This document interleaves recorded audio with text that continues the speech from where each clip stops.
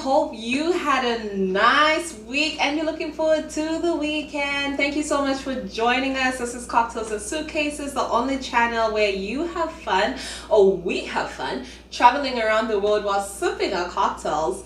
This week's cocktail is the raspberry cocktail. Mom, what cocktail are you having? Oh, mine is guava. Guava, nice. It reminds me of, I love those guava trees from back home in Zambia. So now that we've kind of wrapped, it's the end of the year. We've traveled around the world, kind of, not around the world, but we've been to China, we've been to Dubai, we've been to Greece, we've been to so many, Nigeria, Zambia. Christmas is a time, I grew up in a place where Christmas is family time. So I thought, let's concentrate on the lifestyle part of Cocktails and Suitcases. On this episode, we'll be sharing stories on how it was growing up, in the village or wherever it is. So if you have an interesting story, please reach out to me so we can share our stories with the world. So that being said, it's very cold here, and that's the reason we're pretty warm, and it also it's a segue to the stories that Mom will be sharing. I cannot wait to hear her village stories. Mom, are you ready for takeoff? Very ready. Okay, awesome. I have to sip to this. So this week, it's not our topic. To summarize everything, it's going to be life in the village. Yeah. So make sure you grab your cocktails. It's going to be very interesting. I can't wait. So let's dig in. Mom, life in the village, how was it? Let me take a break. It's a long story. I was brought up in the city of Mongo, yes. So that's where we used to live. But when I was in grade 5, this day our dad just came from work and then he said, oh, we are going to have a meeting after dinner. So because dad, he's a man who used to have, if there is something which has happened, he'll call everyone and then have a meeting. So actually we used to call him like headmaster all the time. What have we done this time? Speaking of headmaster, some of the memories that I remember of him, may his soul rest in peace, when you took us to the village, how he walked all the way, it's a village, but it's kind of, it's a city, but he would go deep in, in the, almost like a jungle to just pick up small mangoes for us. We'd be coming down, the street with a sack of mangoes. But anyways, sorry, Mom, continue. I just had to put that in. So that day, after looking off, so after we had our supper, then he said, I have 2 stories to tell you, good news and bad news. So we said, start with the bad news. So he says, do you like your school? Because we used to be in Mongo. It's a city. Yes. So we said, yes, we love our school. Do you like your house? Oh, we love this house. So he said, unfortunately, we are going to leave this house. We are going to the rural area. Because I found a better job in the local court. That was the Namanya local court. So we went like, no. So he said, no, which is better? To be in the city, you get paid 5 kwacha, or to be in the rural area and then you get 10 kwacha. So he said, it's better to be in the rural area. Yes, that's double. Yes. So that's how we went to the rural area. No, it was so nice to be in the rural area. And then we used to have farms in the deep in the village, from the proper village. Okay. Where you have did you have boreholes? How would you? Yes, but by that time, even the roads, no technology, no TVs, just radios. So you know how it is. You are coming from the city, from Lusaka going to, from Mongo going to the rural area. So when it was like Christmas time, Christmas time, most of the time we used to spend our time in the village, when you close schools, you go into the village. You find it was very nice in the village, when you compare to the city life, because one, there was plenty of food, We never used to buy like fresh milk, sour milk, We had that chickens and then cows, so it was nice. But our parents, they used to work so hard, so it was, they had to make sure that everybody had to work hard. In the morning when you wake up, mom will wake up around maybe 5 o'clock. She'll knock to say, oh, good morning, you'll find me at the farm. So you have to know that, sometimes we used to even to pretend to say, no, we are still praying. So around maybe 6 or 7, or before 7 actually, we go to the farms, we follow her. She was very strict because she wanted everybody to be a hard worker. And then, I remember her all the time, may her soul rest in peace, When you go to the farm, you find that the tools are already there. The hoes are waiting for you. So, she'll get like 10 steps. Each say first, who is next? 10, she'll count 10 steps. You from here to there. Then the other one just like that. So when you finish early, that's when you knock off. If you don't finish early, you have to wait. But normally by 12, we find by 12 we are done. Then we go home, then we have our lunch. Then after lunch, we rest a bit, we go out, we go out to the river too. We used to like fishing. We go and do a lot of fishing and swimming. Yeah, that's fresh fish. So yes. So when you come back from the river, you come with a lot of fish. So that's why I'm saying there was plenty food in the village. So when you come back, then when you're talking about food, actually right now I'm thinking of back home. This is the rainy season in Zambia, so you have those pumpkins, nice ponda, and maize, sour milk, sour milk, and even fresh milk, plenty of it.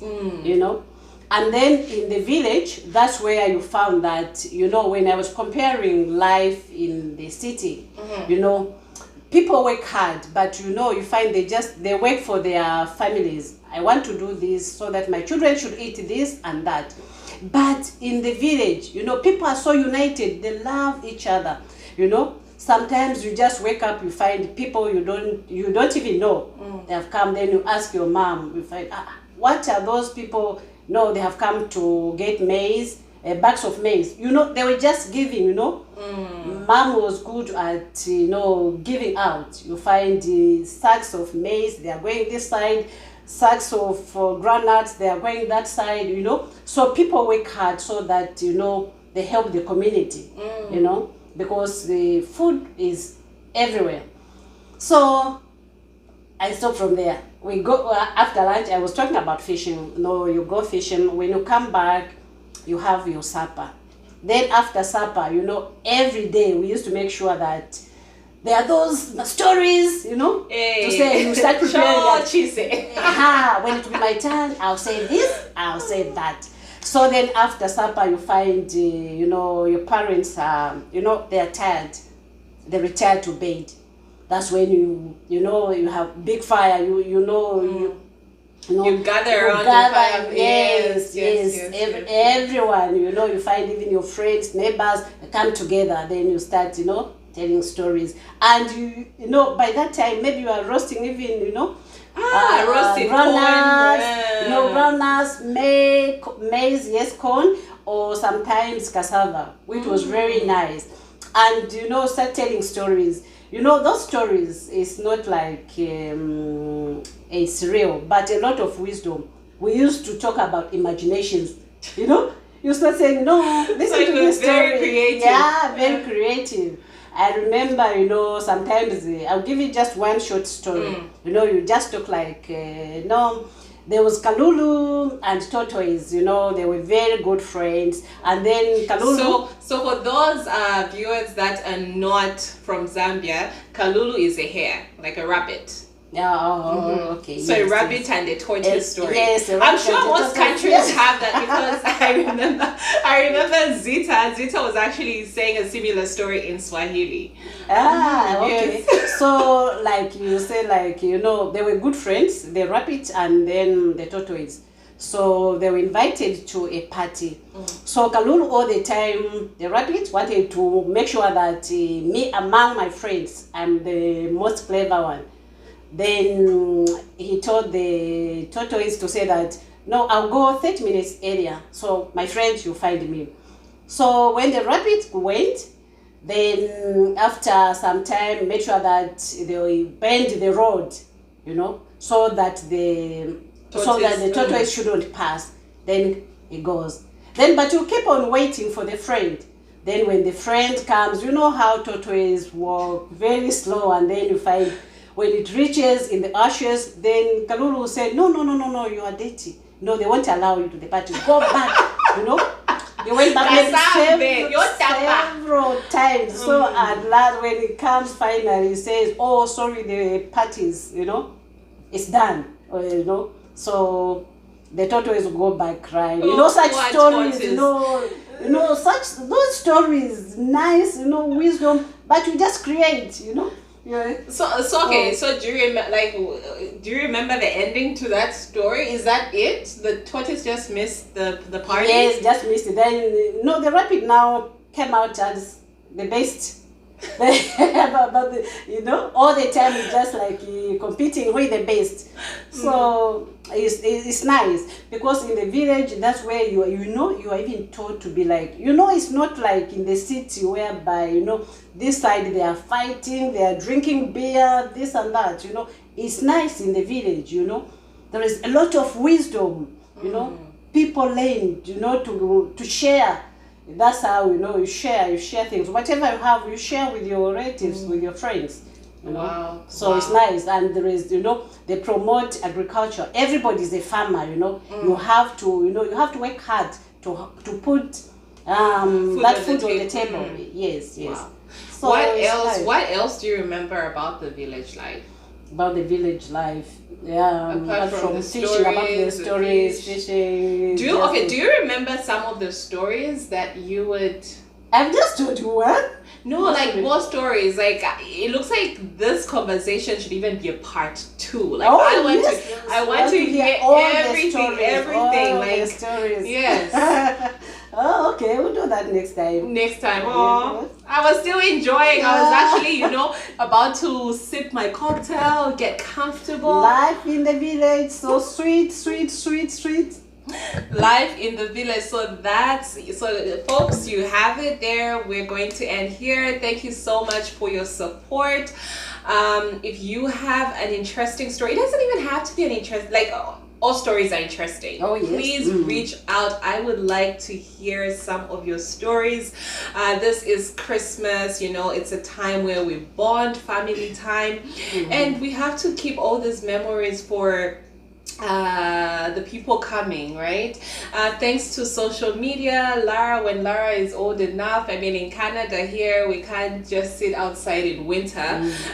Of course, other people do go, they do go, like, you know, camps and ice fishing and stuff like that, but you know, my African blood, my Zambian blood would not allow me. It's too cold. It's too cold. But she can always watch this video to see how life is in the village life. Better still, travel one day and experience it for herself. So do you think, sorry, before we go, do you think, like, is that village life right now, is it still there? Is like, can you still go and still have the same kind of similar experience? No, because of technology. You find those days in the village, we never used to have TVs, you know, but now, you know, there is network all over the TV, so like you are in a mini city. Yes. Oh. It's no longer the same. Yes. Okay. No, thank you again. Sorry. I had to divert a bit. I have so many questions, but thank you so much for joining me. I hope you enjoyed the show as much as I did. I would like to hear your story. Subscribe to my YouTube channel.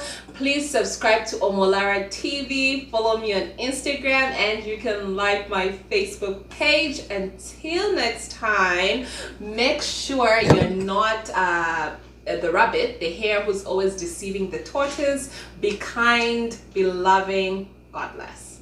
God bless.